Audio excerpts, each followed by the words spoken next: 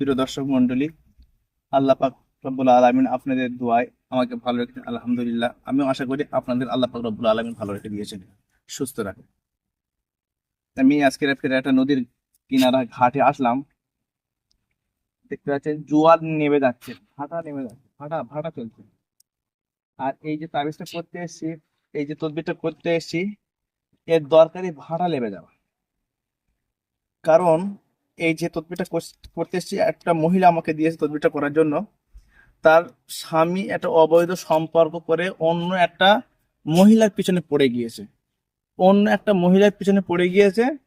সে এর কাছে আর আসছে না, যাতে করে এই স্বামীর কাছে, এই স্ত্রীর কাছে ওই স্বামী ফের পুনরায় ফিরে আসে। তার জন্য এই তদবিরটা করা।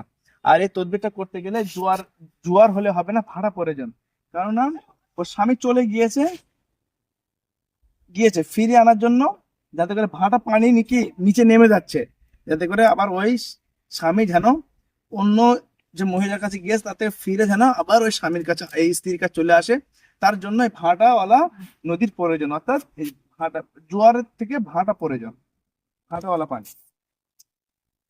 আর আর শুধু হলে হবে না, তার জন্য ঘাট প্রয়োজন, যে ঘাটে মানুষ চলাচল করে। এই ঘাটটা জাগ্রত ঘাট, অর্থাৎ এই ঘাটে মানুষ যাতা আসা করে, এই যাতা আসা করে, এবং ঘাটে যেন পানি যেন নিচে নেমে যায়, অর্থাৎ ভাটা প্রয়োজন, যাতে করে এই স্বামী যেন এরকম ঘাট হিসেবে ব্যবহৃত হয়ে যায়, কারণ ওই জায়গায় ওর স্ত্রীর কাছে ফিরে আসে। সেই জন্য দোয়া করবেন, আল্লাহ যেন কবুল করে, এবং সেই পালাতক যে স্বামী, সে যেন তার স্ত্রীর কাছে ফিরে আসে। বিসমিল্লাহ, আল্লাহু আকবার।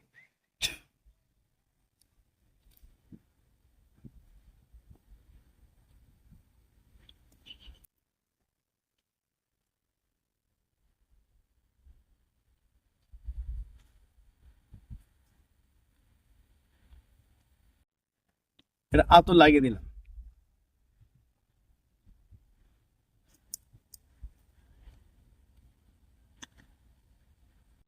আল্লাহ পাকের রহম ও করমে ফিরে আসবে ইনশাআল্লাহ।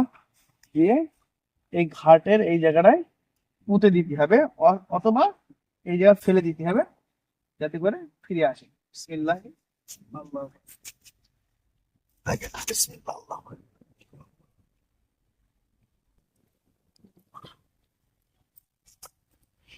দোয়া করবেন যাতে করে এই ব্যক্তিটা ফিরে আসে। আসসালামু আলাইকুম ওয়া রাহমাতুল্লাহি ওয়া বারাকাতুহু।